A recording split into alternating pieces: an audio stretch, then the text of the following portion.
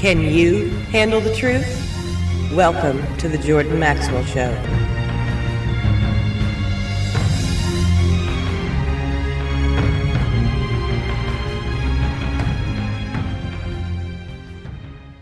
All right, welcome to the Jordan Maxwell Show. This is your guest host, Matt Landman. We have a couple special guests today, Elisa Weeks, and Ilana Freeland. Elisa Weeks is an author, along with Ilana. She wrote a book about MK Ultra. It's titled Our Life Beyond MK Ultra.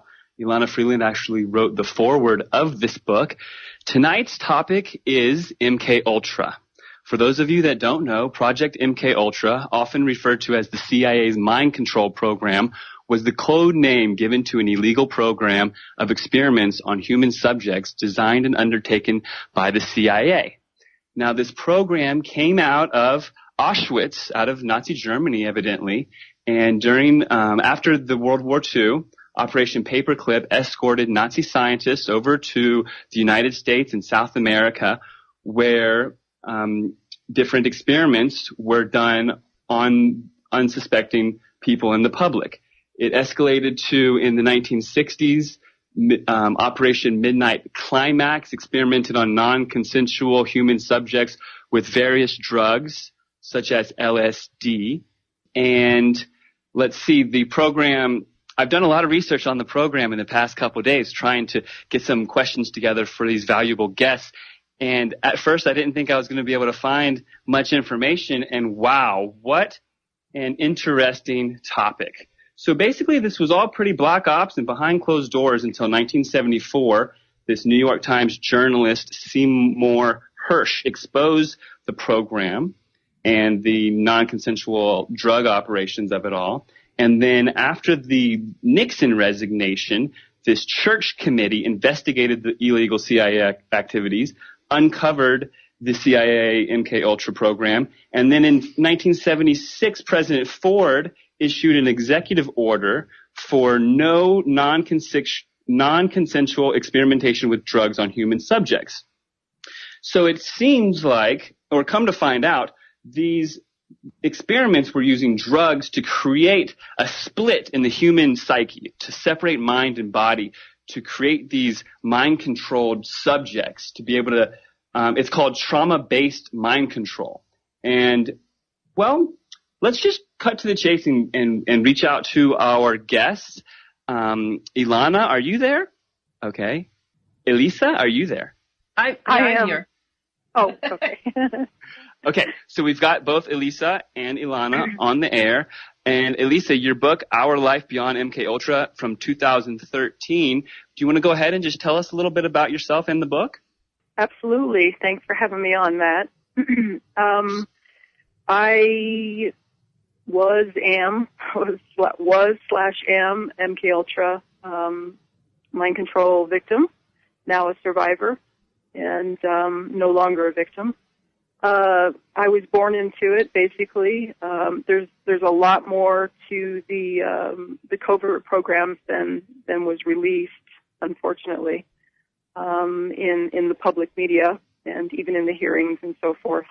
And basically, what it is, trauma-based mind control uses, as you said, uses drugs, uses hypnosis, and they also use severe trauma and torture to split personalities, which is what they did to me.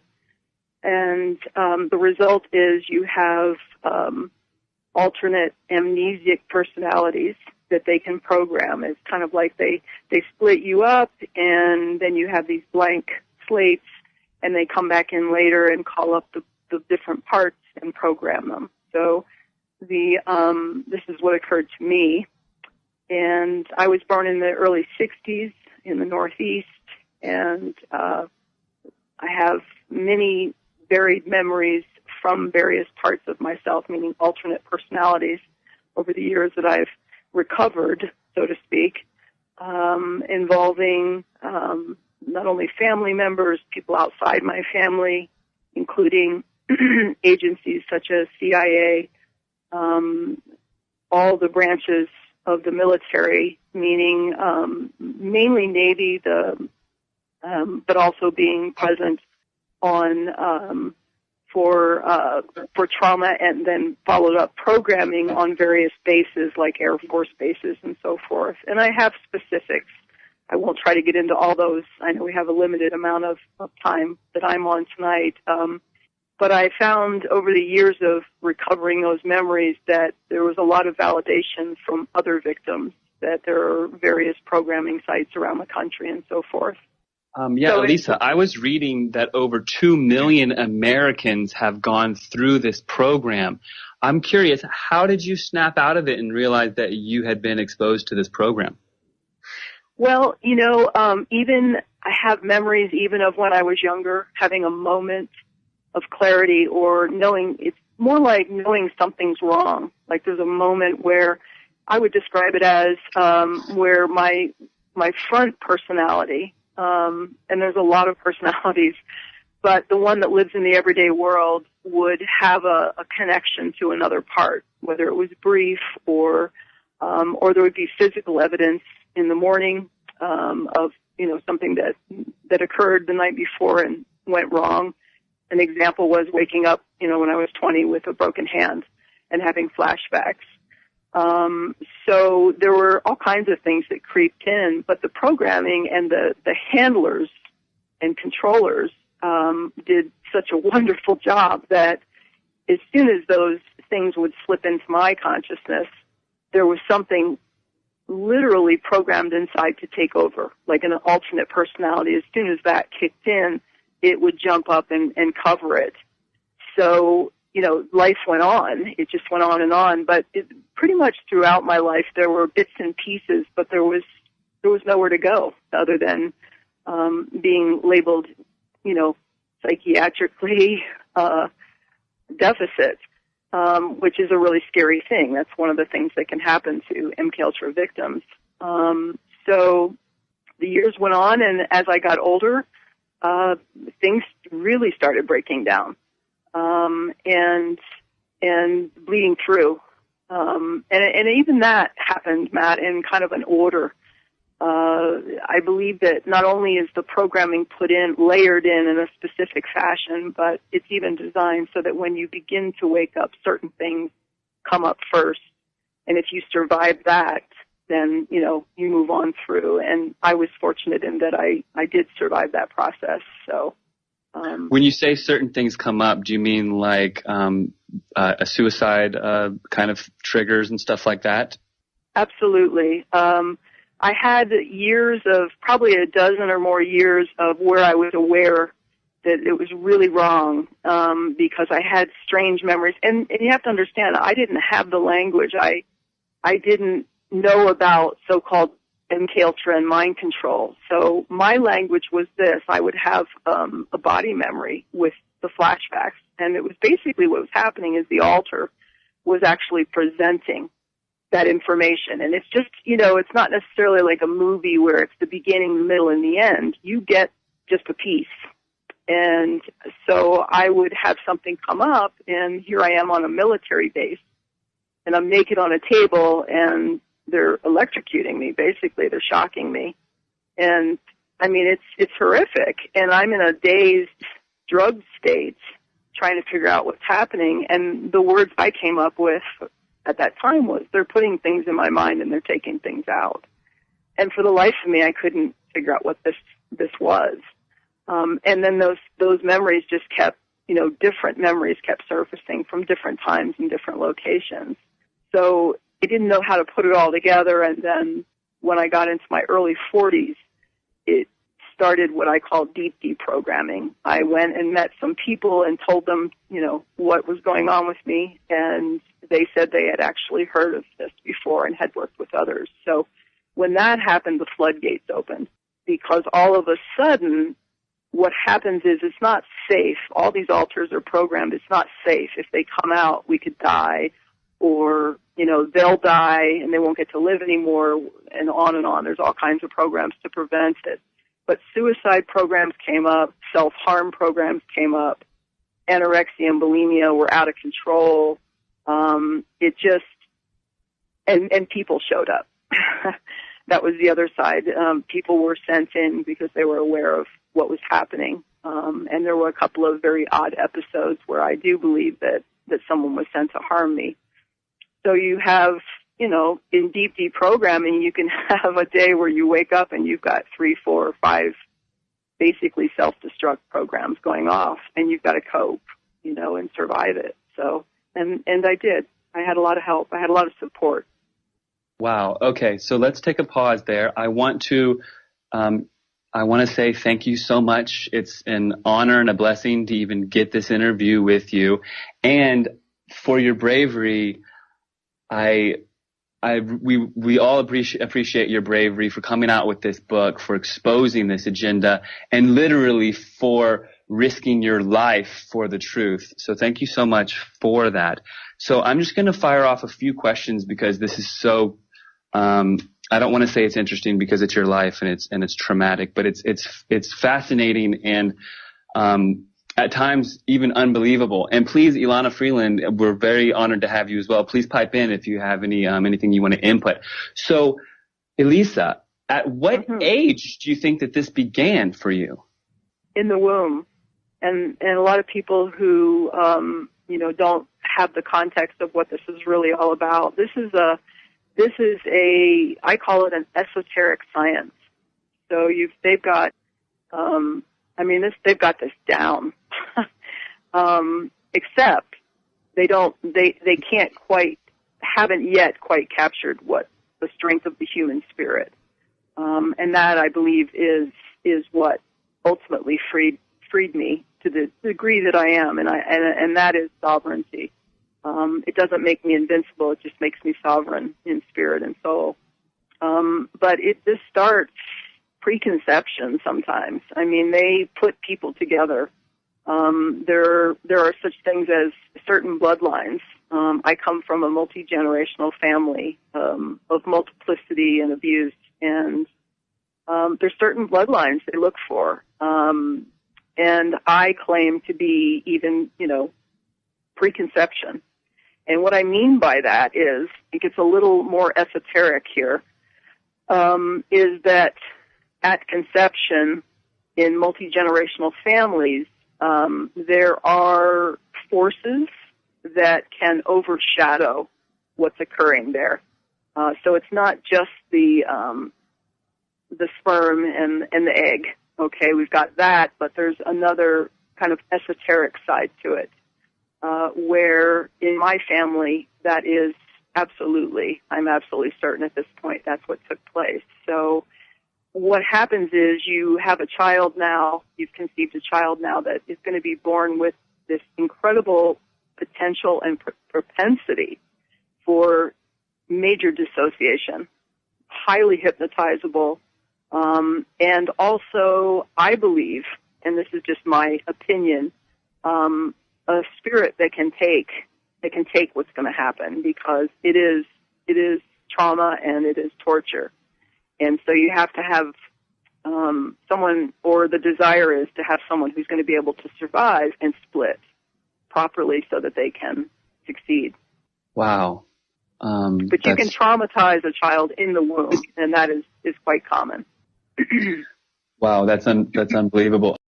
And like Elisa said, whoever is captured in that body, while the body is being captured, suddenly that other alter will come forward who simply doesn't know anything about any of the other alters. And so it's very impossible to interrogate, at least up till recently. I sometimes wonder if now that most militaries of the world are very understand the programming and are keeping up, if they have a way that they can dig into another agency's program, how they're doing it with triggers, and I would imagine that agents swap triggers and things like that. But that's why each one is programmed by why the CIA was so invested in this for years and years, and still is. It's just that it's changed from the programming that Elisa had. So I just wanted to bring that up. And Ilana, in the forward, you said that Elisa is a third generation MK Ultra victim. what generation are we on now, and what is the difference between, say, like the first and second compared to the third? Well, and that's my opinion. I mean, I spent about 10 years studying MK Ultra and meeting various survivors. And Elisa is actually the last one that I haven't spent that much time on MK Ultra for a long time. But Elisa and I had that conversation. I don't know if, Elisa, you agree with me that you're third generation. That was just something I kind of had a sense of the second generation. That would be after the church committee Frank Church committee in 75, which was basically a cover-up, though Frank Church, I'm pretty sure, senator from Idaho, didn't have that in mind when he was running that committee. And then the second generation came, and then the third generation would be born around 60, 62, something around Elisa's birth. And I would say now we're, gosh, I don't know. What do you think, Elisa? Sixth, seventh generation? Yeah, at least. Just because of technology. Yeah. Yeah, it's not like a generation of 30 years, which is a typical generation for aging. This is, technology, as you know, Matt, is moving super fast now. And this indicates the generations here are moving at a fast clip too. And wow. I would add to that the reason I state that is what happens, I'll just throw this in, is, or at least what happened with me and some other people that other survivors that I've now been in contact with, is you get at a certain age and a certain deprogramming. If you're deprogramming and you survive and you're really waking up and they really can't use you anymore, you get one of, I think, three things. This is my opinion. As what I call a high-level slave. And all that means is someone who, there was a very concerted effort by several agencies and institutions, corporations, and so forth, either in the programming and or the years of use, which was decades for me, that when you age or when you deprogram or both, as in my case, you get handed down to another group. It's not your original group, or you either get handed off as an aging person. Now they'll continue to surveil and use the more modern technologies on you, or you can be traded or sold that way as well. So, they can hand off a lot of the information so that the next group can take over. And I believe this is the new version of being, rather than being killed off, this is what they do with the modern technology. And the reason I'm bringing that in is that I've experienced things that most people probably would believe could even be possibly done right now. Very consciously, because I've deprogrammed that's a continuing process, but I'm very cognizant. And so when something is triggered, and I'm talking about remotely, I observe it. I'm not afraid of it anymore. I observe it and I record it and often share it with Ilana and a couple other people I know who are following this. So this is, what generation are we in? Man, I mean, I wouldn't be surprised if we were up to 10 at this point, because I think it's changing so fast within probably a year and a half, 2 years of what they really want to do and what they have the capacity to do. And I want to get to your take on what they really want to do. And when you say that it seems unbelievable that they would have remote attacks and remote triggers, one thing that I came across when doing a little research for the show is that the National Defense Authorization Act of 2013, just recently, 2013, it legalized psychotronic warfare. So now this psychotronic warfare is legalized, and they can push their experimentations and or quote unquote research to levels unforeseen. So let's back up just for a little bit of clarity. If you were to guess, and again, I don't want to make light. I'm asking these questions without much emotion and stuff. I'm really touched that you're here and almost on the verge of tears, even thinking about the stuff that you've gone through. But I do want to just get nitty gritty with some of these facts. So I apologize. Yeah, don't worry about it. Don't worry about it. Just bring it on. I want to ask how many personalities you think that you got split up into, and I want to get down to understanding, comprehending what each of these personalities had. Like, did you have a sex slave and a ninja personality? Like, what were they doing with you, and how many have you been able to expose? And do they have names? I mean, do you have a diary for each one when these memories come up, kind of thing? Right. Good question. I have never come to a definitive number, and the reason is there's two types for me. This is what I discovered as I was deprogramming, and I recorded everything impeccably, whether I understood it or not, and then I would go back to it later. And what I discovered was there's what I call fragment personalities, and there's whole personalities, meaning if that personality took the body, fully came up while I was still under full programming, and I could go out in the world and that person would have an understanding of the world, her place in it, her programming. She could function and maybe even hide really well, like my front personalities. There's actually a frontline system. The fragment number much higher, and many of them are children, many adults, some are animals, some aren't human. I'm sorry, Elisa. I'm going to have to interrupt. Ilana, can you turn your speakers down? We're getting a little feedback, and I just got a message from the producer. If you could turn down your speakers. I'm on the headphones, but we'll just continue. I'm sorry for interrupting, Elisa. Yeah, I was getting the feedback on the phone too. Well, we'll try to go forward and see what happens, right? Of course. So the fragments were like what I discovered with the children. The children showed up first, and I discovered that I think that was intentional. It was designed that way because they were very emotional, very forceful. Most of them were very fragmented. So the idea was to make me look like I was crazy, having all these children come forward and push forward with their memories and their so forth. And most of those, honestly, were sex slaves. And I found that certain children fragments would just know one act.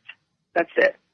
So, in other words, when that child would present to me, it was just like this explosion of sexual energy, and they would do what they do and gone. They had no concept of the world around us, family, nothing. They were just a piece of a personality. So there were a lot more of the fragments than there were whole personalities. And then there were, I would say at this point, probably half dozen or maybe a little more than that of full personalities. And those were also very skilled.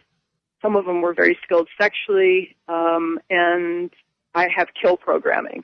And I've discovered 3 different female alters that have sex and kill programming, and I believe there was a 4th that may have been a male personality.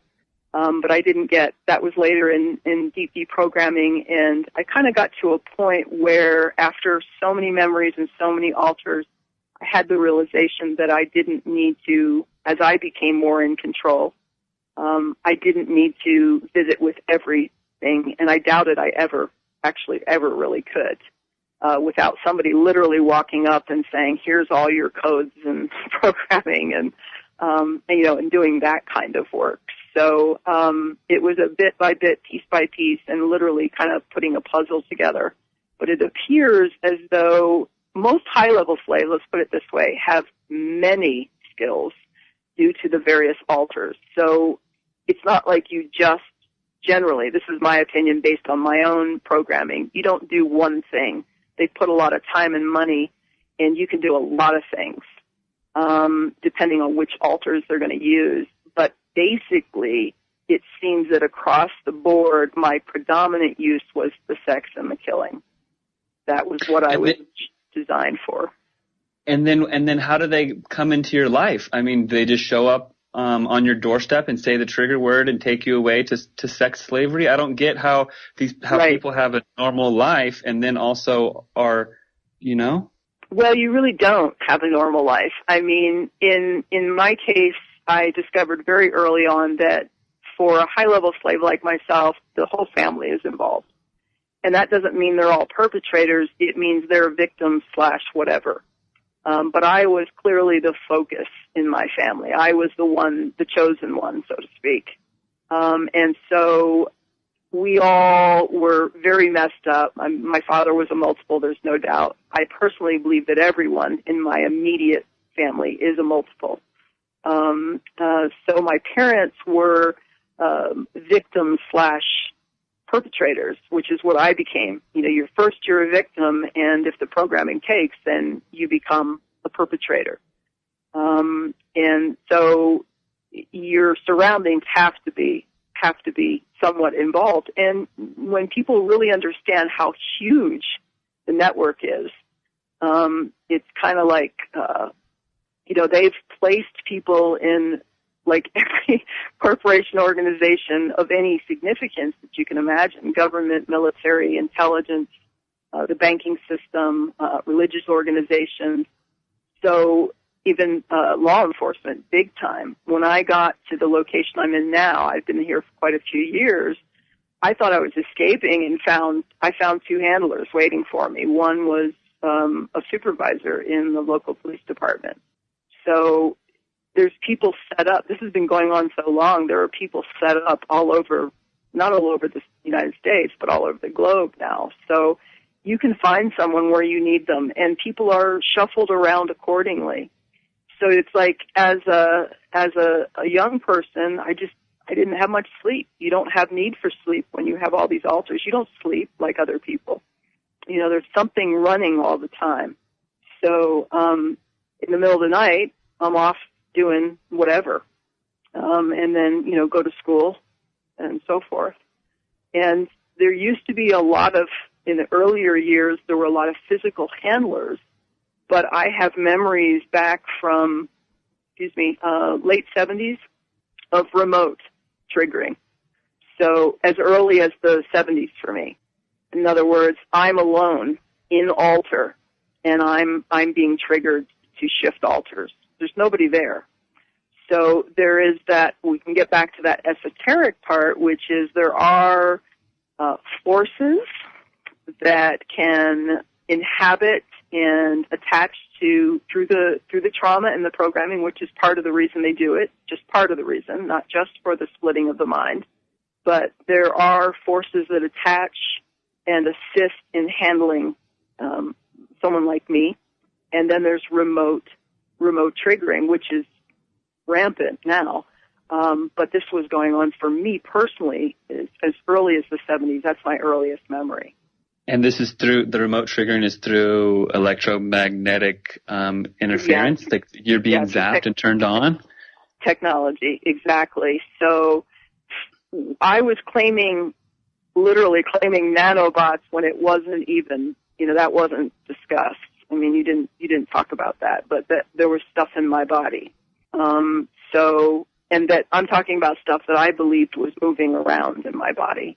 And we all know, if we wanted to get into the chemtrails and the nanotechnology, where that would take us. So, yeah, people in this community and in the research community generally agree that, the underground technology is, the estimates run anywhere from 30 to 100 years ahead. Well, even if we're conservative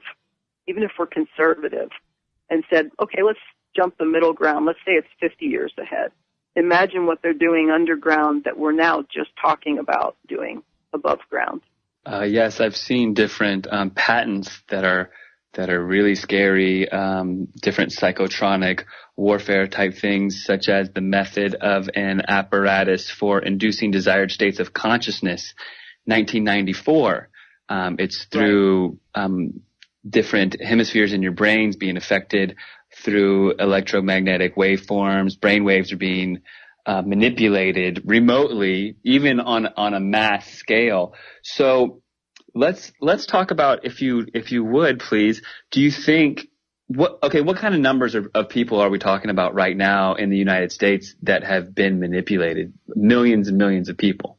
So can they go ahead? I would even interject there, and this is strictly my opinion. I have no statistics. I'm not an insider, and at this point, but I would say it's in the billions now. just based on our basic everyday hardware.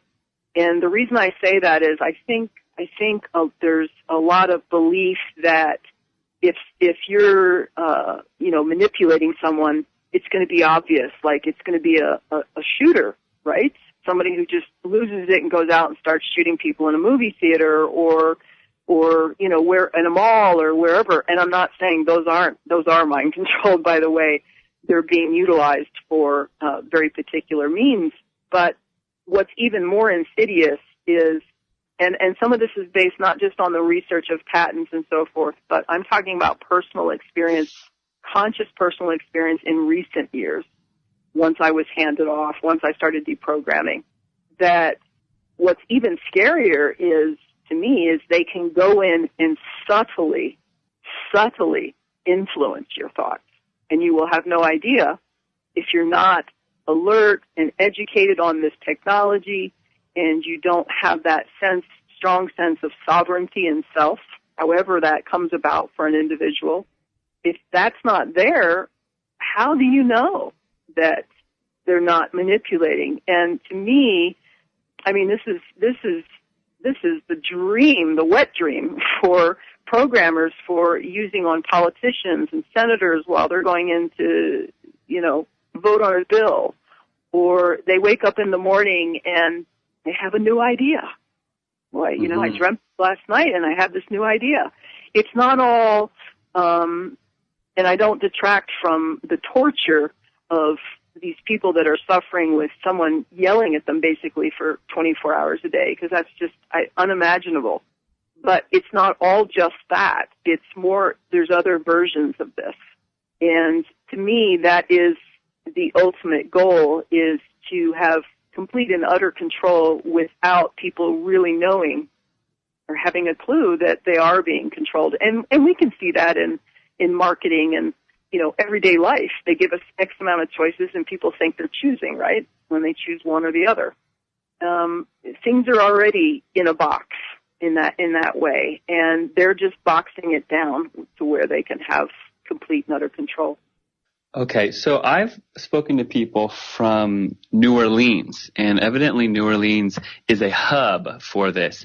And there's been testimonies and people talking about it, various sources, that as newborns, they are taken and tested to see what kind of psychic abilities or superpowers kind of that they have, and if they fall into these certain categories of being clairvoyant or being, having these elevated consciousness, these special abilities, then they're segmented off into these programs where they're first split, and then one of the splits is that those powers are harnessed.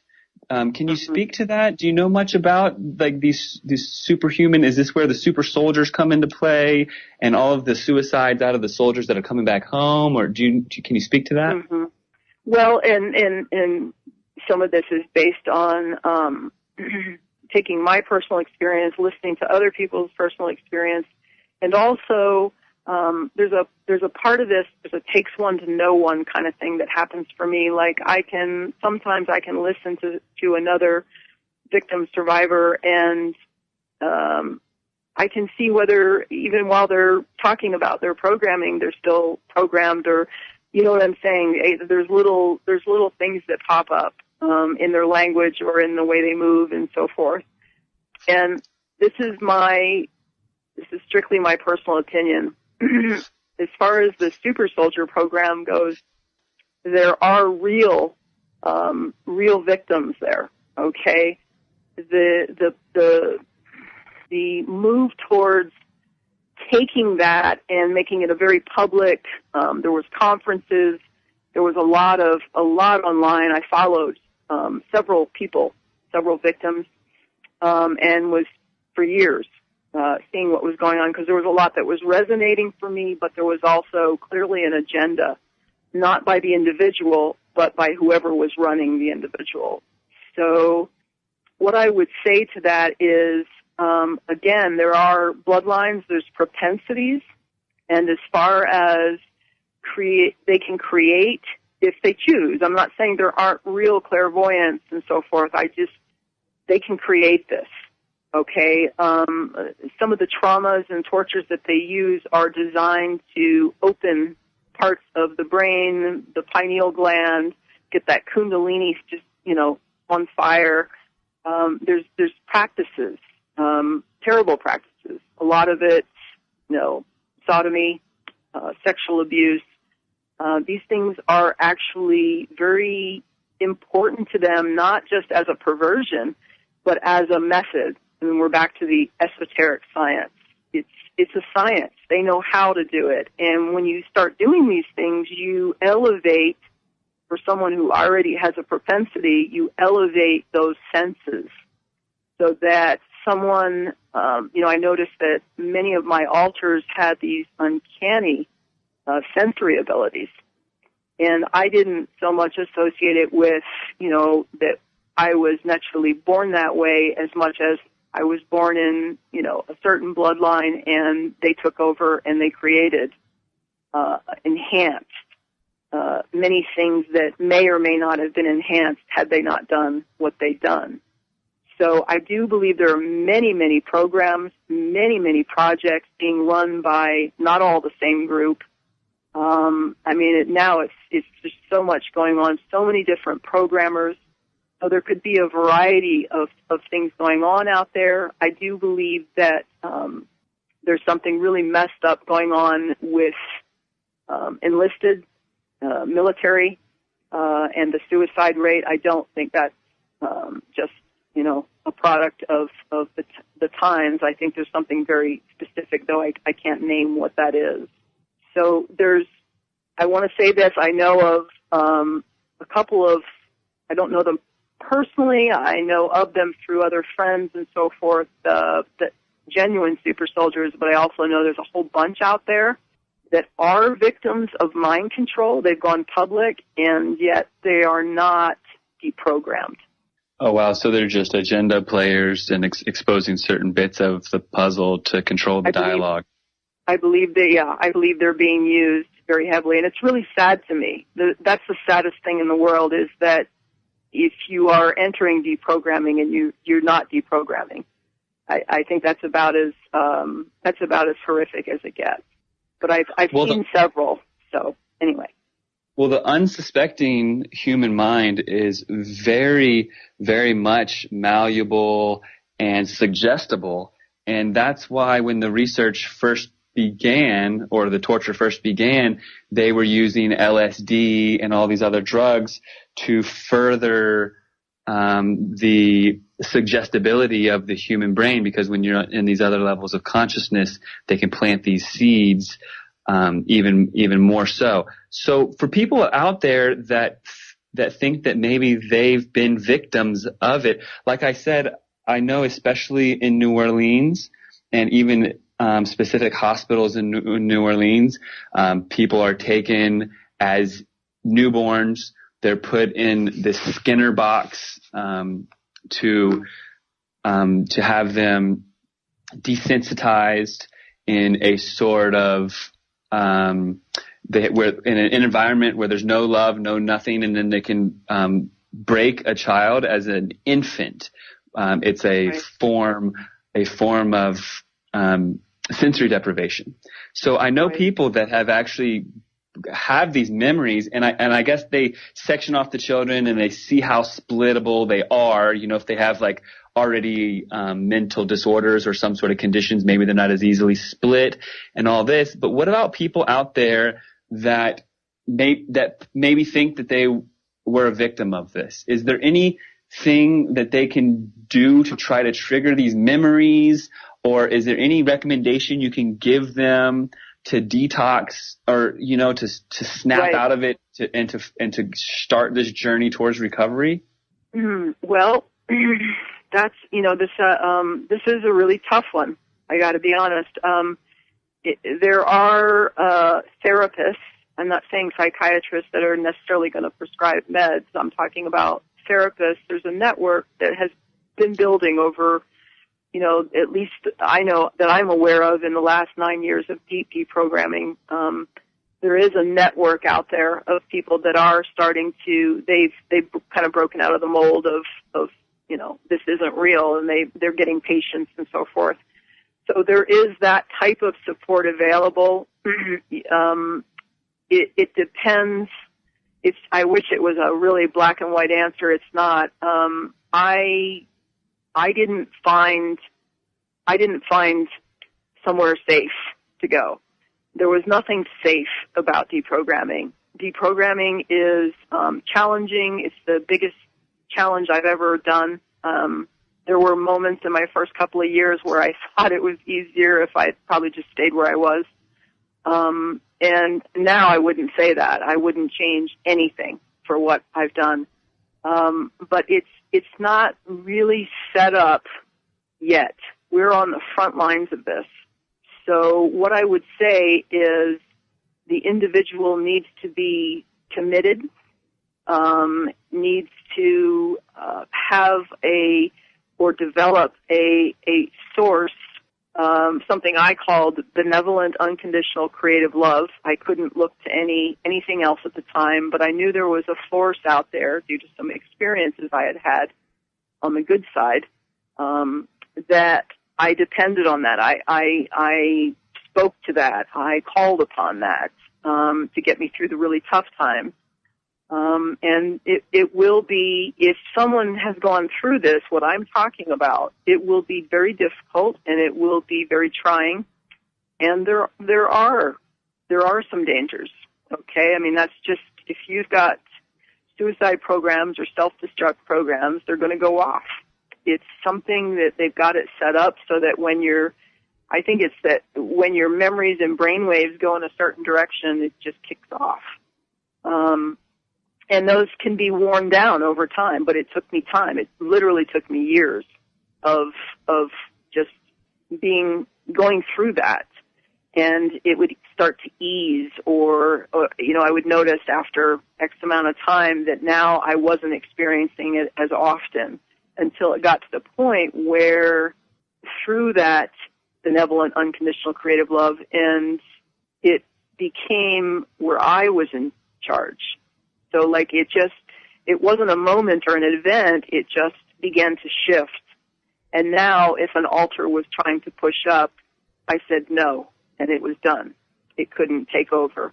And that was even years ago. I don't deal with altars surfacing anymore. I'm aware of them. There's a group, I call it a kind of a co-consciousness, and we've all decided this is the life we want to live. We don't want to be a part of that. And the ones that can't participate in that, the dangerous altars, they no longer have anything. They can't come up. It's over for them. So it's a long process, and it's not an easy one, and I don't have any easy answers. It takes a lot of commitment, and it takes a lot of love, and if you do have someone you can talk to, that's crucial. I with all these people and parts, I could have talked 24 hours a day. And I had someone who I could just keep filling his voicemail and occasionally talk to him. And, I did it 24/7. I bought a recorder so that when I came to in the middle of the night, in the middle of something, I just recorded it. I didn't think about it and then dropped it and dealt with it in the morning.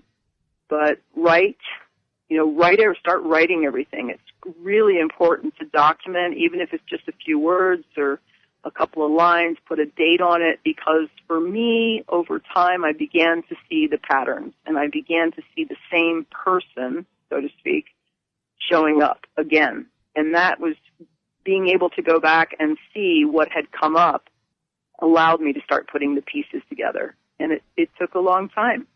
And it's still, it's to some degree it's ongoing, but it doesn't consume me anymore. I've got a life. So great. I'm glad that you're recovering, and I'm really happy that you had that gentleman there for you. Just having a friend, some sort of support network is of the utmost importance when you're going through something like that. Now, I know you've probably heard this before, but I just want to ask, did you ever especially with the bravery when you wrote this book, were you ever fearful of your life being taken not by yourself? Yes. Early on, I was. And it was very intentional that people were sent. A couple of times there were threats made by, like I said, in the town I was in, there was another victim who was definitely in a kill program. And so there were things done when I went to get help, which was up in Salt Lake City in Utah. I met a couple of men up there that had worked with someone else. And when I came back, I started noticing, on the way back, I started noticing the surveillance, and in the town that I was living in, not the same town I'm in now. And there was a very sobering day. I won't go into detail, but yeah, there was a very sobering moment after I came back that I knew I passed a man and a woman, and I knew that they had been sent to do me in. And I had a moment of guidance, very clear. I was in a particular place, and before I even knew those two were there, it was get out now. And so I believe there's forces at work on the other side of this, that whatever you want to call them, I have my own version, but I think for anyone who is involved with organizations and institutions and people at the levels I was, that is probably to be expected. But I'm still here, and there's a reason. There's a reason for that, and I have learned from that there's another side. There's not, I became very familiar with the malevolent side, but I've now become very familiar with the benevolent side.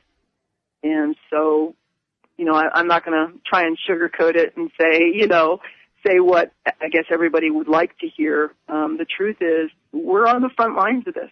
This is not, there's not a safe zone to go to. It's up to the individual. And it's a huge commitment, and you've got to really want it bad.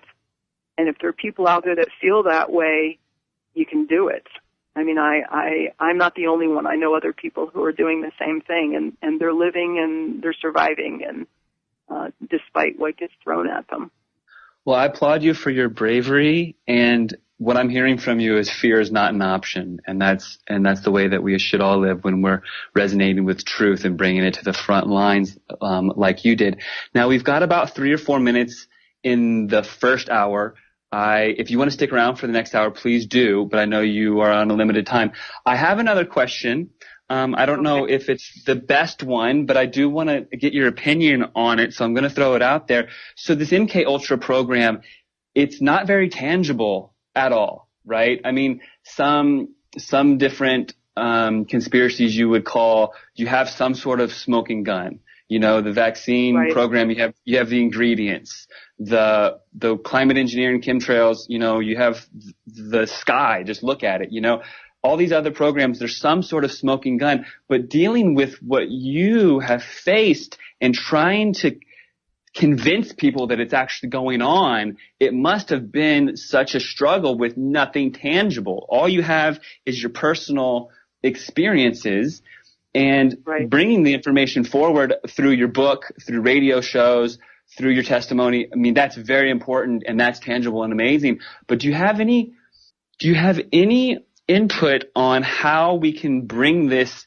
to the naysayers, to these people, because people need something that they can sink their teeth into, right? They need something tangible. You show them Hollywood subliminal messaging, and I've even seen footage of Bill Clinton totally MK Ultra brainwashed while they're putting makeup on his face, and he's totally just in a hypnotic state. But how can we, besides showing this historical timeline and these people affected by it through psychology, how can we bring this to the forefront in some sort of tangible manner to expose it, to bring more light to it? Any ideas? Well, no, it's a valid, very valid question, and unfortunately, my answer is that the cognitive dissonance and the lack of context and the willingness to really delve into this. I mean, there are people I've known for 9 years who know my story, who are, close to me here. And they don't spend their time digging into this or looking into the potential of how it can affect them. There's still this incredible dissonance that prevents people from. I mean, I was laying awake last night thinking about how is it people aren't just like on it. I mean, why wouldn't you want to know if someone's tapping into your mind or has the potential to do that? So we're cutting to commercial. Do you want to stick around just for a little bit of the second hour? Okay. Thank you so much.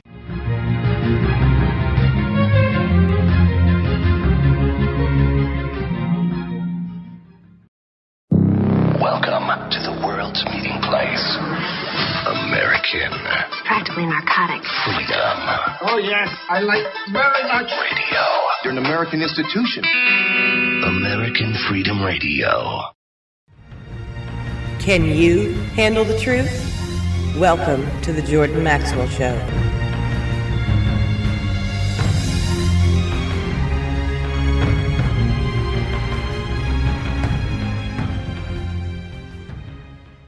All right, welcome back everyone to the Jordan Maxwell Show. My name is Matt Landman. I'm your guest host for the evening.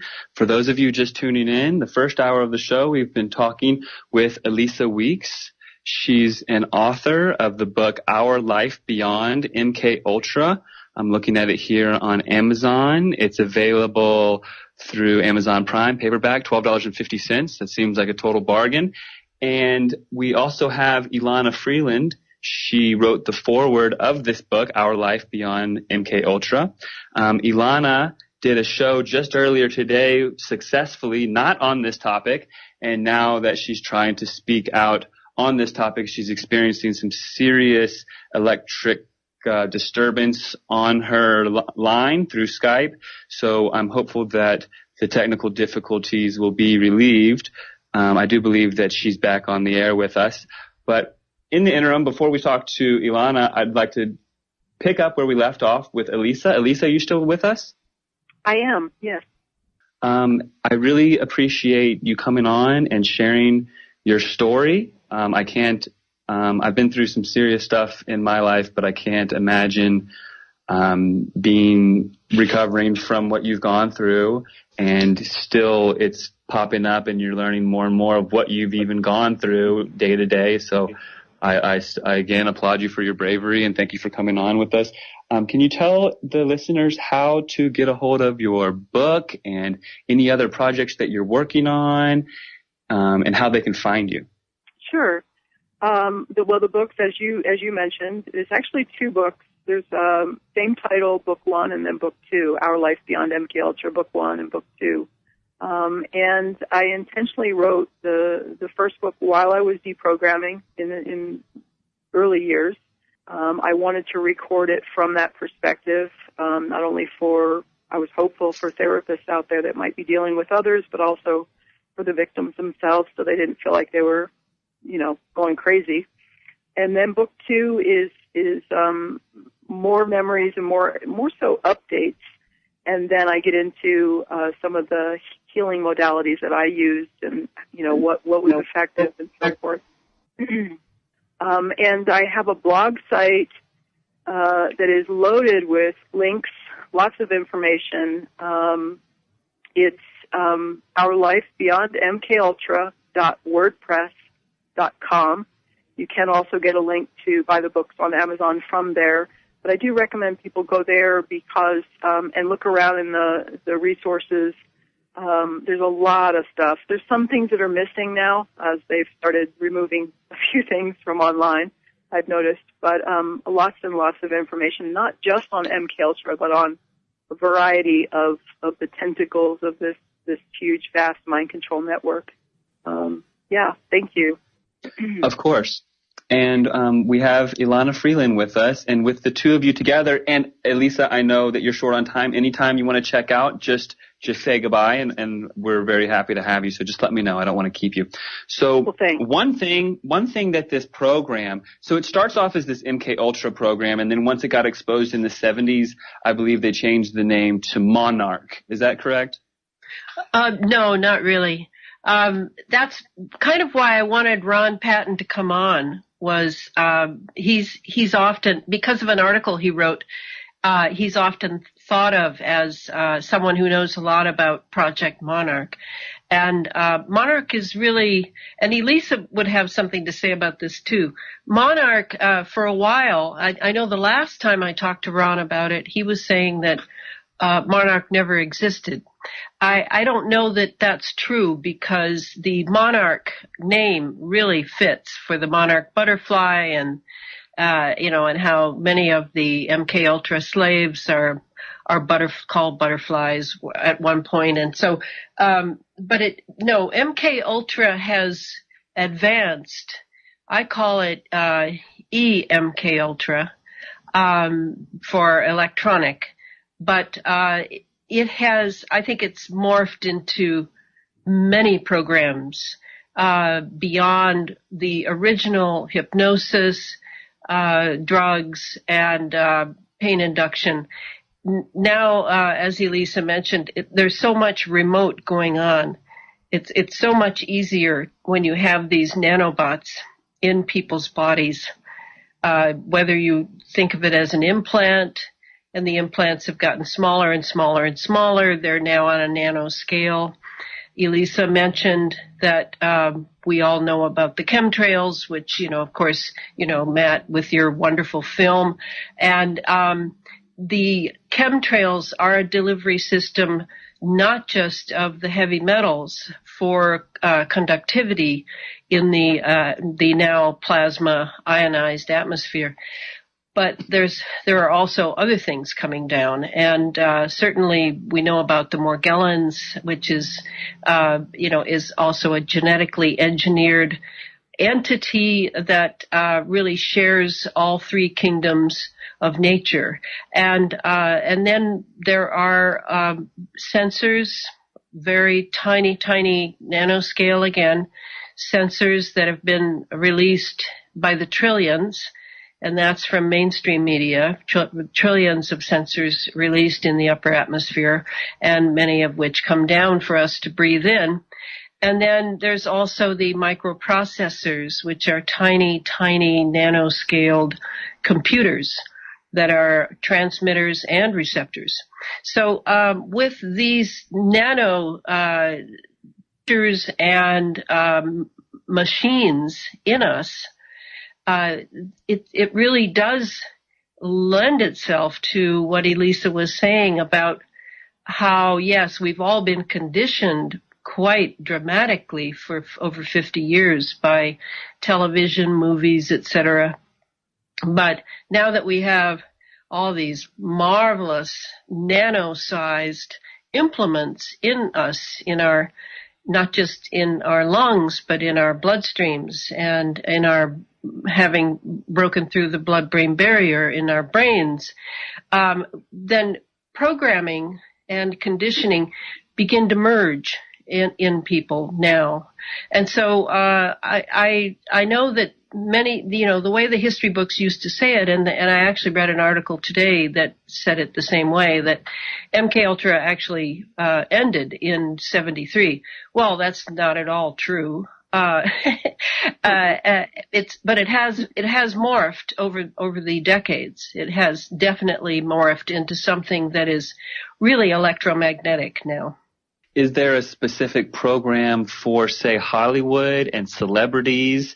I know Roseanne Barr was interviewed by Larry King, 2001 CNN interview, where she talks about the trauma-based mind control. I guess she's aware of it and not necessarily one of those that are being controlled. But I do believe, for instance, I believe Leonardo DiCaprio is controlled to push the global warming hoax agenda. Is there a program specifically for the celebrities? Do you know?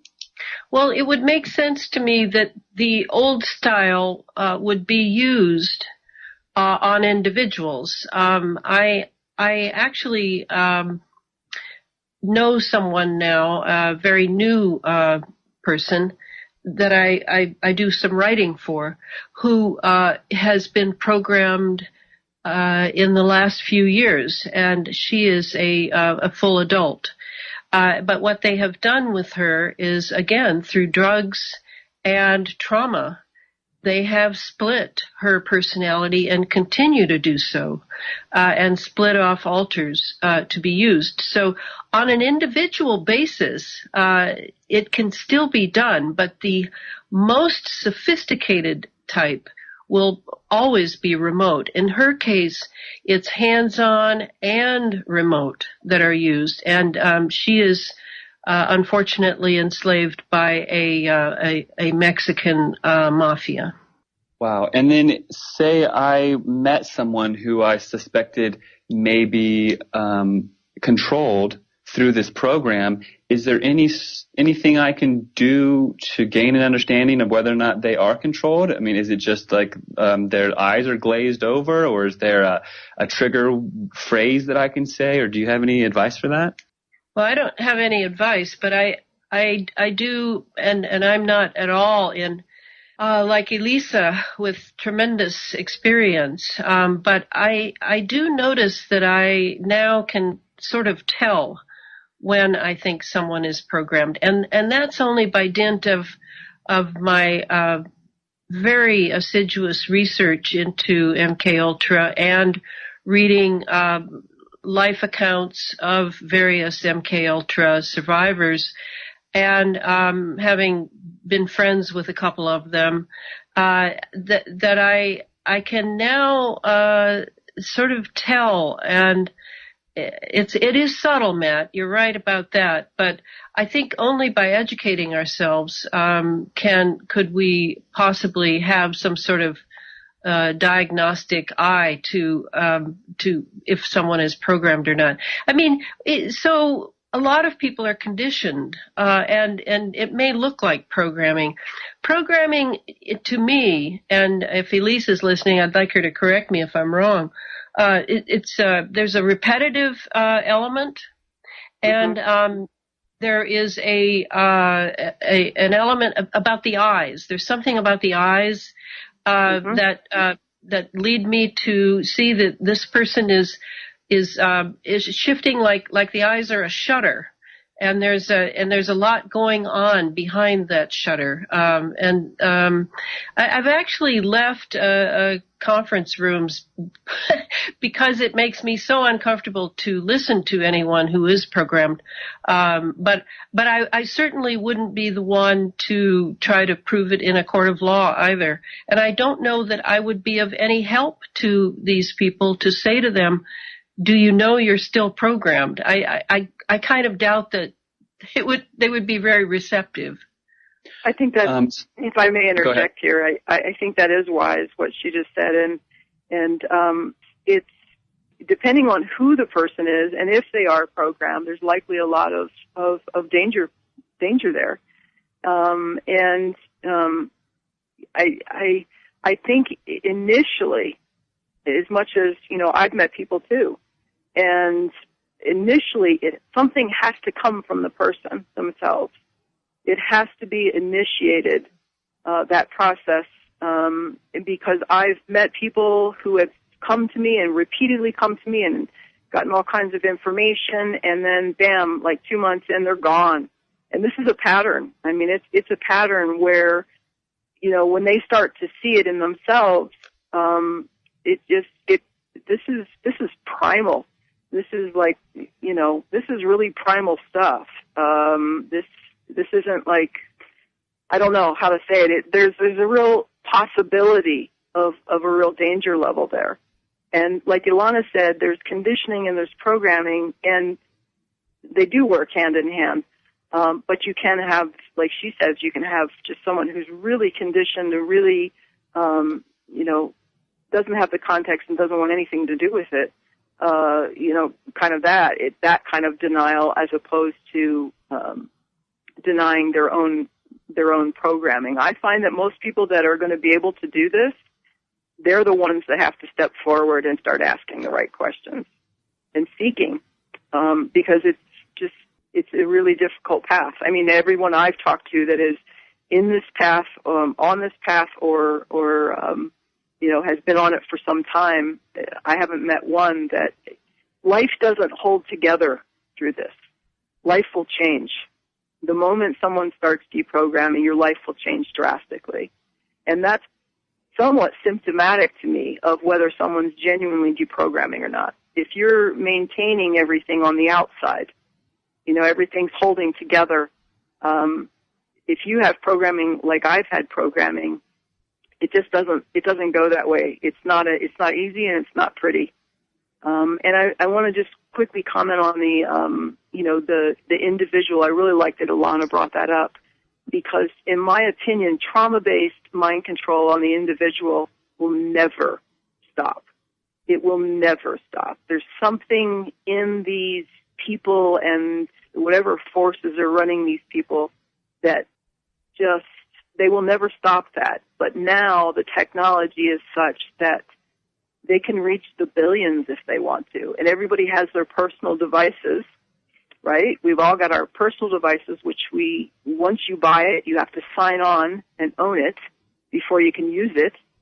So, that's a whole nother level of access across the masses. And Matt, I wanted to add a bit to your research. It's what Elisa just said. This didn't start with MK Ultra. This has been done for centuries. Yeah. This programming, and the charlatans of yesteryear, and I think here of the Freemasons in America, had tremendous skill in hypnotizing and traumatizing individual slaves. And there are books on that of the 19th century and the 20th century, and the skill, I mean, not just in circuses. This was Freemasons. This, one of the most respected secret brotherhoods in America.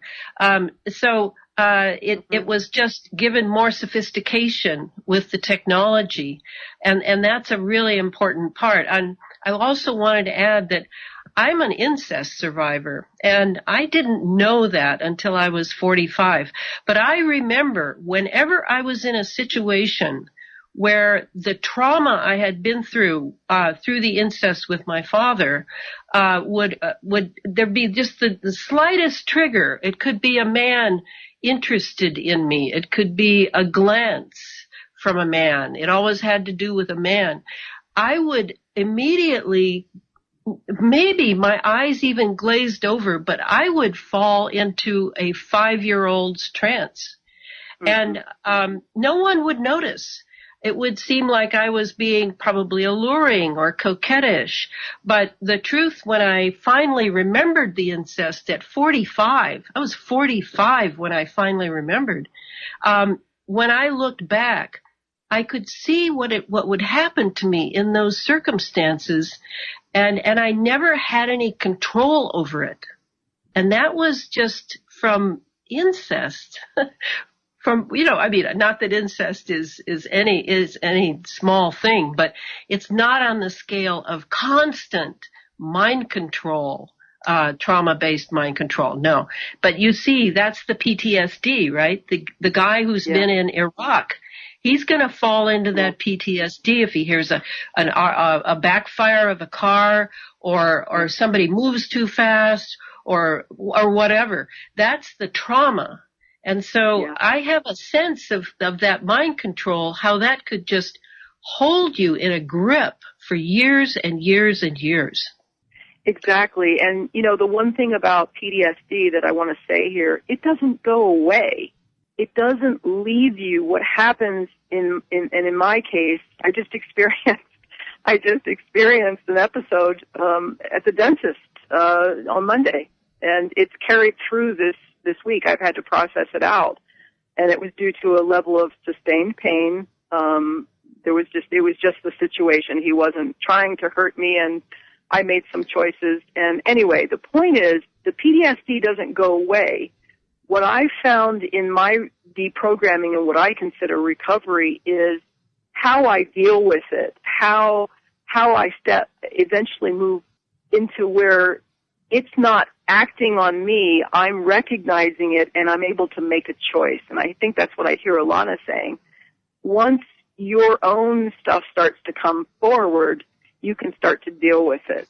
You know, you can move into a place where, you know, like Monday, it just got to, I reached a threshold. And I felt it coming, and there was nothing I could do at that point.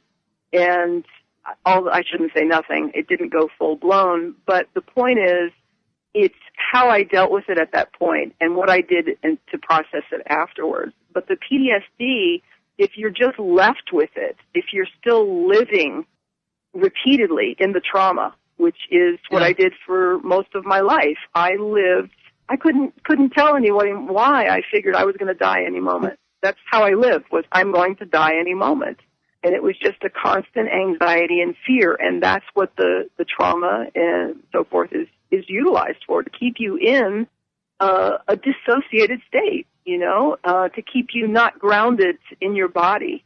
And that's one thing I would say to people is, you know, there's a lot of push in some of the communities I hear about, you know, astral travel and, you know, just all these really neat things we can do. And the first thing I tell someone is get grounded.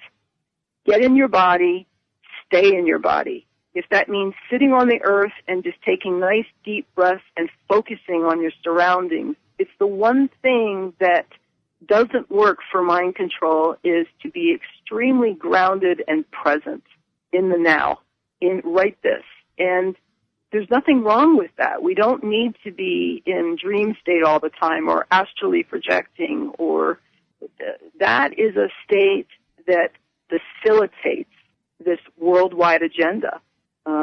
So, yeah, thanks for listening. Get a little passionate.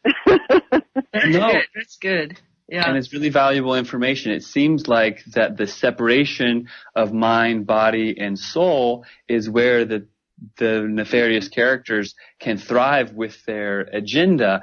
The research that I came across just today, it couples satanic rituals with this personality splitting disorder, that literal satanic rituals create this compartmentalized brain where they can utilize this. So I've got a question, and then I want you all to keep going because I love what you all have to say.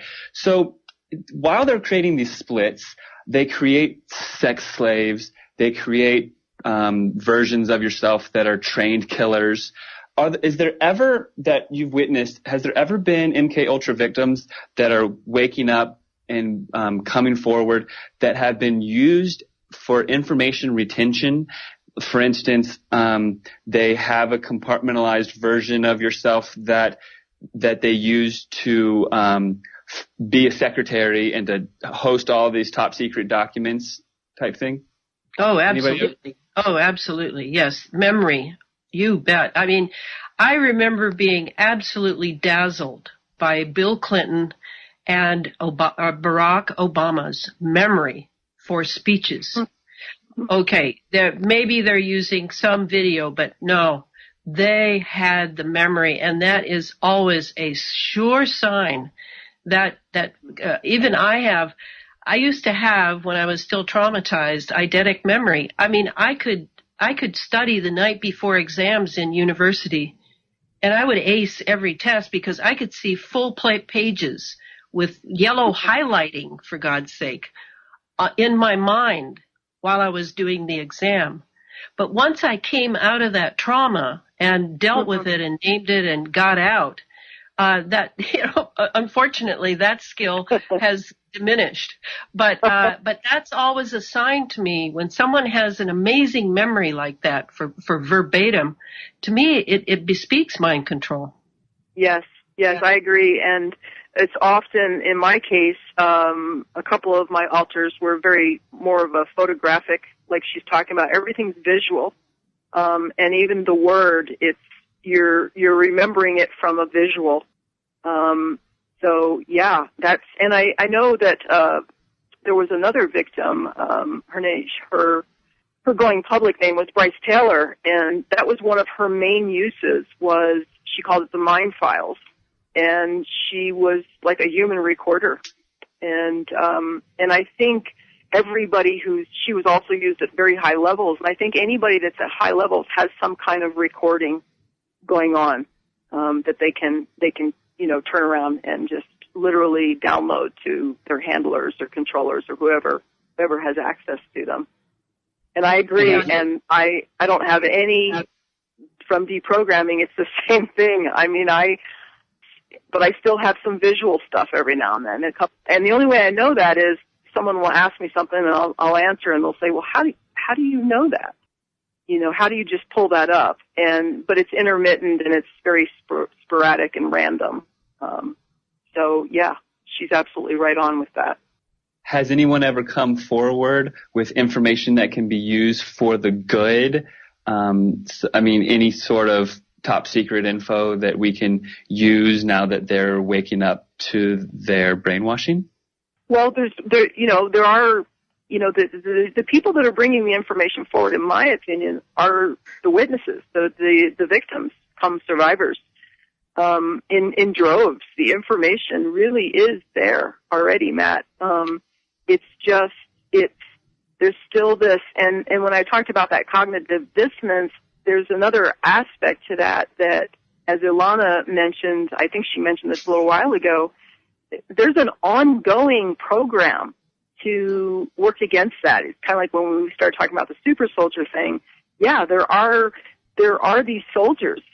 Some of them are totally legit, and some of the other ones are still mind control victims, but they're also being brought forward, in my opinion, under the new remote programming to make them think that they've been super soldiers. So there's a constant effort from the other side, the darker side, to disrupt, muddy the waters, condition people, even program people. So while we're bringing all the information forward, there's a constant discrediting, disinformation, misinformation. A lot of the people that I see are victims, and they don't realize that they're misinforming. And personally, I just want to touch on the MK Ultra, all that coming out and the hearings back in the 70s. It's my personal opinion, and it's strictly opinion, that the documents that were released were intentionally released. It was such a small fragment of what was really going on, and it has stayed the course as if that is, where all this started and this is what they were trying to do, when from personal experience I know that it ran far deeper than that. So, yes. And the fact that Seymour Hersh brought it out is, for me personally, is just a little suspect. Now I'll really probably catch some flack for that, but it was extremely, there's a word I use, it's called containment.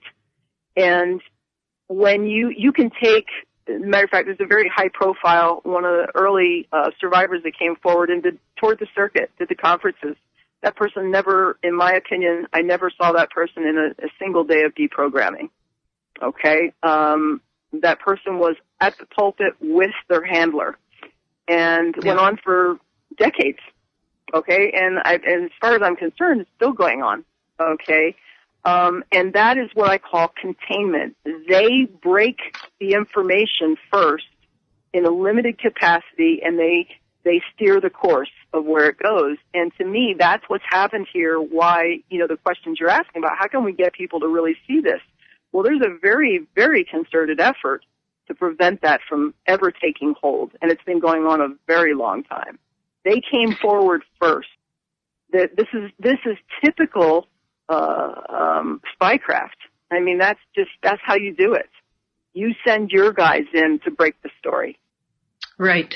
And this is a good place, Elisa, for me to remind you of what I wanted you to cover a little bit in case there are survivors listening, about being very acutely aware of the impulse to go to conferences, gatherings, Burning Man, whatever it is, and what can occur there because of how these things are structured. Thanks. Yeah, thanks for the reminder. Very, very important. And, this kind of gets back to where does someone go for help? Well, we are on the front lines because there are, in my opinion, there are more organized situations offered by the very ones who are the programmers than there are for sincere people who are offering genuine help. And it's still imbalanced that way. I'm hoping that there will come a day way down the road where it isn't that way. I had to learn that lesson the hard way. I described early deep programming as walking through a minefield repeatedly in the book. And I really mean that. I really believed that now I was going to die. I had survived all those years, but now it was really dangerous. And I'm not trying to stop people, not in the least, but it has to come from the individual because I was programmed to go to UFO conferences. And I was not only accessed while I was there, I was reprogrammed in several occasions, both hands-on and remotely. And I was awake enough to know that these things were going on, though I couldn't fully explain how they were taking place. I'm not the only one who reports strange things occurring or being approached when, as far as mind control victims, when they go to conferences. I know of some other people who have experienced the same thing. And I absolutely will call them. And I'm talking about not just UFO conferences, but there's a variety of New Age things, and they're harvesting grounds. I mean, if you're not already programmed and they're going to re-access you or attempt to reprogram you, they're harvesting grounds because even by showing up at these things, you're telling people where you're willing to go intellectually or otherwise. And I have been talking about this for quite a few years, and I did a radio show just recently with a couple of people who feel the same way, a couple of researchers, and one of them's another victim. And we did a show on this knowing that we were going to ruffle a lot of feathers, but these things are, oh my gosh, they're really dangerous places. And I'll tell you that when I went to the first one, when I was trying to get help, I didn't know where to go, and I was extremely anxious and nervous, and the whole drive there, it was out of state, my alters were coming up and saying, and I didn't understand what this meant, don't go, you're outing us. Don't do this. This is dangerous. So, and I learned that that's exactly what happened, where I was accessed remotely and at the conference itself. And also, Matt, when you mentioned the movie you were thinking of was American Ultra, wasn't it, Elisa? Wasn't that what we went to see? Yes. American Ultra. Yeah. And in that movie, can you imagine, Matt, MK Ultra programmed folks going to that film and how many times they would be triggered? Can you imagine? Yeah. So even movies. And I think Elisa in her book talks about how, she was completely, coaxed and forced to go to see The Dark Knight. Wasn't it The Dark Knight, yes. Elisa? Yes. Yeah. And I wrote about that talked to you about it before, the episode happened with James Holmes. Exactly. Remember the fellow who shot up the theater, right, Matt? The Dark Knight premiere. Well, yeah, and if you see before and after pictures of him, his eyes are totally glazed over, which lets me segue to I've been keeping a close eye on Elon Musk and seeing his developing career and now seeing him push this AI agenda and these trips to Mars and digging into where he's coming from. I can't help but notice that he's got this glazed over look in his eyes and he seems to not blink as often and he seems programmed. Have you looked into that, Ilana? Well, I have thought of it because I, too, have been interested in him. For me, he reminds me of the situation that Howard Hughes found himself in the 70s. And Howard Hughes was also a millionaire, billionaire, a real genius aircraft designer who had his own company, Hughes Aircraft, and was really flaunted his wealth and his independence. And it was his independence, I think, that was his downfall, because eventually they took him over, just terribly, and they kept him around for years, dosing him with heroin, using him for signatures on things. And, most of those who were doing that were Mormons. And so when this happened with Elon, when he mentioned also, remember, the neural mesh. The neural mesh is the big one for me with Elon. That's mind control. He says we need neural mesh in our bodies in order to compete with AI. But no, that's not really what's going on. And the neural mesh, I do believe that he too was independent, and the big boys in the club are not going to allow him to be that. I mean, Howard Hughes' wealth was completely taken over. Completely. It wasn't his anymore. And then they finally killed him, and Jackie Kennedy and Onassis, her husband at that time, went to his funeral on a ship where his body was dumped into the ocean so that no one could ever do an autopsy on it. So I still have hopes for Elon Musk, but it's very hard to be a very wealthy young man, and they certainly are using him as a pinup boy, aren't they? It does seem to be that way. So Elisa, I have a question.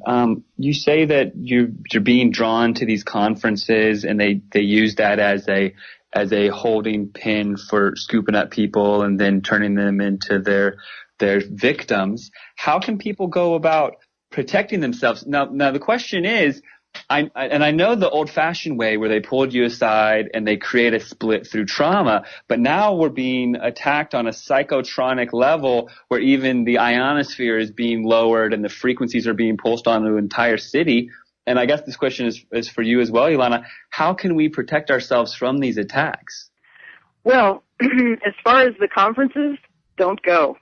Just don't go. Boycott them. They'll stop, but there's a demand.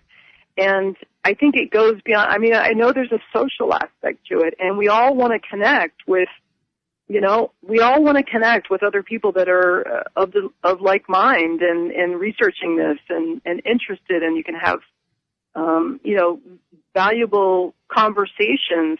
But there are other ways. We don't have to have massive groups. And Ilana, made reference to this. I mean, Burning Man is another example. You get these group of people together, and they're just pumping in psychotronics, and they're probably, in my opinion, they're picking people out. They're reading their brain waves or, the signatures that mean something to them, that they've discovered over the years that is like the perfect signature, to grab somebody. And then for someone like me, it was a compulsion. I couldn't not go until I became awake enough, like I said, to take my own choices back. So what I would say to people is, who are you? What's at the core of you? Those are go out and sit on the earth, put your butt on the grass or the dirt, and sit there and breathe and get very present in your body and feel your body and ask those valuable, important questions. Build that inner strength so that when you're in a group of people and you feel something, even if it's just a blip, you won't deny it or dismiss it or not notice it. And I think that's what we've been herded into, this conditioned and now programming state where we're not back to the simple things. In a high-tech world, it's really hard, in my opinion, to stay in your body and stay grounded. The stuff that you and Ilana do work on and Ilana writes about. And then, I'm big on the personal devices. If it's fine to use a personal device, but how aware are you? What do you know about it? What do you know about the patents? And again, the patents are just what's above ground. So whatever you're reading in the patents, remember to add 50 plus years to it below ground. So, exactly. It's about that sense of self, that the word I use is sovereignty, and that's not an easy journey to get there. But it's something that has to be practiced every day, throughout the day, and it has to be a priority. And I believe that leads to, I know from personal experience, that leads to the ability to discern and to pay attention. And, when something happens now to me and something occurs, I take a moment and say, well, now wait a minute. It may seem an annoyance, but now wait a minute. Was that really mine? If it's something out of the ordinary, was that really mine? I take a minute and ask that, because I know what the technology is. It has been used on me, and it continues in various ways to be used or attempted to be used. And that's not the way people want to live. They want to be entertained. They want to have a good time. And if it interferes with that, that's what I've found with a lot of the people I know. I'm astonished at what amount of information I've provided, how long I've known them, how much I've shown to them that this is a part of their world, and they prefer to do other things. And I think that the sensory is so big in America because of the deadening effect of our institutions, our way of life, the technology itself being overwhelming, and so people long for sensory experiences with either psychedelic drugs or to go to Burning Man. I mean, this year was, I almost wept when I read this year how that young man had thrown himself into the flames at Burning Man and literally burned himself to death. And I knew that would happen because do you know what Burning Man is? It's a pagan ritual of the Wicker Man. And the Wicker Man is a very old pagan custom, pre-Christian, of burning a straw man in the fall of the year, and putting your sins onto him, and sending those sins. Whatever this was a sin before Christianity, and so this Wicker Man thing. When I lived in Santa Fe, it was Zozobra, the Zozobra ritual. And I went to see it one time only, and I knew that it was an invocation of forces that are anti-human. There was no question in my mind, just as the Wicker Man was, because with the Wicker Man would be a sacrificial victim inside the straw man in the old days. And I knew that they would have to do a human being eventually at Burning Man. And I was very sad to see that it had finally come. And every single year, Burning Man has a theme, and the 2017 theme for Burning Man was radical ritual. Yes. I mean, and that people can't see through this. It's simply our education system, our ignorance. We have been kept in ignorance of what I call semiotic language, symbolic language of the old pagan days, and the closest we've gotten lately were the Pizzagate and that terrible bloody looking dinner that those people were making. So it is a language that Erich Fromm, the psychoanalyst, said we would have to learn, or at our peril. If we didn't learn it, we would be in peril, and that's how I feel, because these global elites who are running this world and the geoengineering that I talk about, etc. These people have both languages. They have the rational language and they have the semiotic symbolic language. And it's only we peons that have been educated to believe that that's all nonsense. And we need to relearn that language, or they're just gonna, we're gonna be enslaved. There's no question about it. Well, just to interject, my personal experience is I had to first see the dark and experience complete darkness. I mean, my personal journey is almost almost comparable to Elisa's, but I won't go there. But upon having seen darkness, I realized that light did exist. Okay, so these things, they seem so dark. We're talking about splitting personalities through trauma and satanic rituals. And Ilana, you mentioned Pizzagate, and at this recent Burning Man, someone was completely programmed to run into the fire for a ritual sacrifice, a human sacrifice. Now, these things are really, really dark, but to know the duality of the world that we live in, this yin and yang, two-sided coin world that we live in, we learn and realize and come to the understanding that without light, there is no darkness. Without darkness, there is no light. There's two sides of the coin. And as we wake up and see these really, really dark things, what we need to embrace is that there is the other side. And that's where we come in. The truth is the other side. So I applaud both of you for being those beacons of light for the truthers that are waking up, and we need each other because we're only as strong as we are united. Yeah, that's true. And to me, the greatest act of love is truth. I mean, really, if you think about it, if you remove truth, I mean, what's there? What are we engaging with one another? What are we sharing with one another? I mean, sometimes truth it's really difficult to be truthful. When someone asks to know, I mean, in so many occasions I can't count when someone asks me a question and I think to myself in the briefest moment, they have no idea what they just asked me because I know they're not expecting the answer that I'm going to speak, the truth. I'm going to tell them the truth, what they just asked. But to me, that is compassion. It is truly compassionate to tell someone when they seek it, the truth. And it often isn't at all what they thought they were going to hear. And it's often not comfortable. So to me, compassion is something very different, I think, in many ways than what we've been conditioned to believe it is. It's not always easy or comfortable. Right. Very true. And while we have Ilana, can you tell us about your first book and your next book, please? Oh, all right. My first book, well, it isn't really my first book, but my first book in the chemtrails world, in the geoengineering world, is Chemtrails, HAARP, and the Full Spectrum Dominance of Planet Earth. That came out in 2014.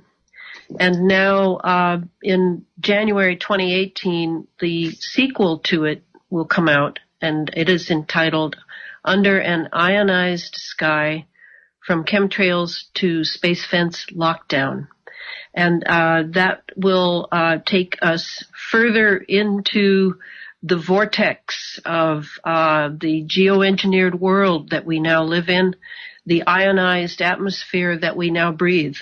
And the final book in that trilogy that I will be writing this year, if I can ever get to it, is on synthetic biology.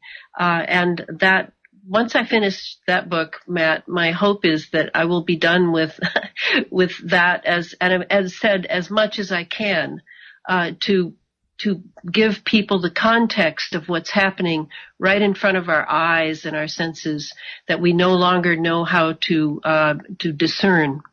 And then people can find me at my Facebook sites. I have 2 closed Facebook sites. You can ask for membership. One is Chemtrails, Ilana Freeland, Chemtrails, HAARP, and the Full Spectrum.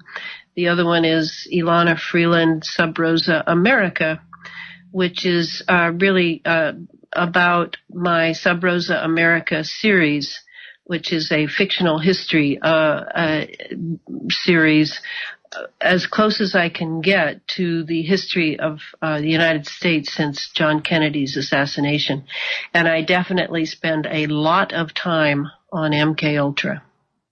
Amazing. And yes, the third book that you reference on synthetic biology, I know that it's going to be intertwined and interlinked with the nanobots and the MK Ultra program and the evolution thereof. I look forward to interviewing you on the topic as I produce my second film. I have a film online called Frankenskies. It's free. It's on YouTube. You can also access it through my website, actualactivists.com, which I do believe all three of us are actual activists. And even you can be an actual activist just by speaking your truth and bringing that light to people, because it starts with just one voice. Your voice is your weapon, and no one realizes their true power.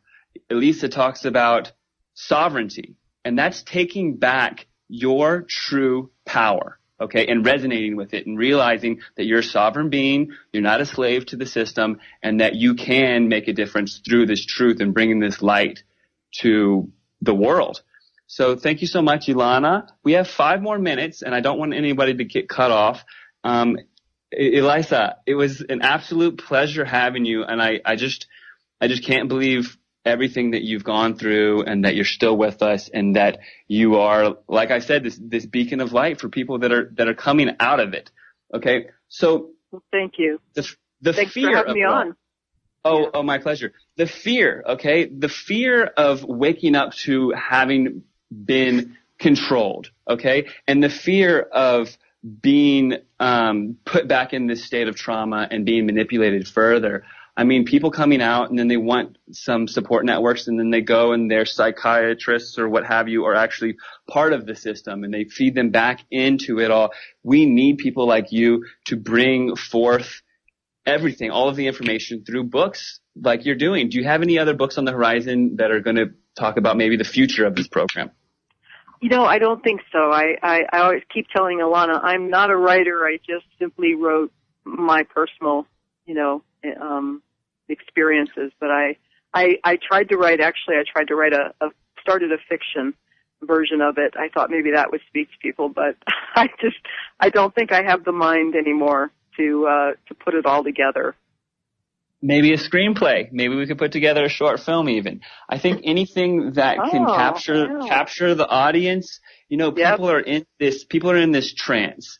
And as they put in these Gwyn towers and they keep us in a trance and they keep manifesting the trance and building upon it, there's got to be some way to bring that reality forward for people. So doing what you've done and continuing on this journey, I'm sure we can find some other means of doing so. Cool. I like it. Any last words, Ilana?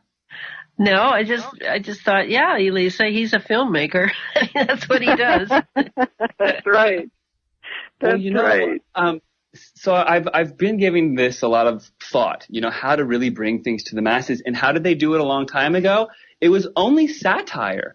They brought it up in a funny way where some of the people reading it just thought it was a joke. Some people were woken up, and the people writing it were able to protect themselves through comedy, And I want to bring to light some of this Morgellons, some of the nanotech, all of these programs. They're so dark, and when you even say this to someone documentary, they already get turned off in this day and age. They want something short and sweet, and they want to be tickled, and they want this whole ride of emotion. They want to be fearful, they want to be happy and sad, and they want to walk out of the theater. They walk out of the theater in a trance still, and they don't realize it, but they want to walk out feeling like that they weren't just schooled on something. You know what I mean? They don't want to be preached to, because they want to feel like that they're in control of their life, which is the exact opposite of what's going on. So lastly, before all this goes, or actually we're gonna lose. We're gonna lose time. But I do want to talk to you all in the future about Gwyn towers and the ionospheric manipulation and the mass psychosis of even full cities, that this brainwashing mind control is actually escalating to this large degree where entire cities are being affected. Mm-hmm. And I just want people to, I think ultimately, while we're running out of time, I want people to know that truth alone can actually be a cure. Okay, by resonating in truth and knowing what is out there and seeing it for yourself, truth can actually be protection by looking through the right lens and seeing things for the way they really are. I liken it to, what was the old movie where they put on the glasses and they can see all the other, They Live. Yeah, it's like that. It's just like the film They Live, except for the glasses are invisible and you have to put this lens on to see it through the certain filter. I constantly try to leave with listeners and readers is consciousness is a huge factor here. And we don't know how this is going to turn out if indeed we can become conscious and retain it. Exactly. So it's time for us to take back our true powers. Thank you very much for tuning in to the Jordan Maxwell Show. I'm your guest host, Matt Landman. I think I'll be here next week, and I appreciate anybody who's listening for sharing this online.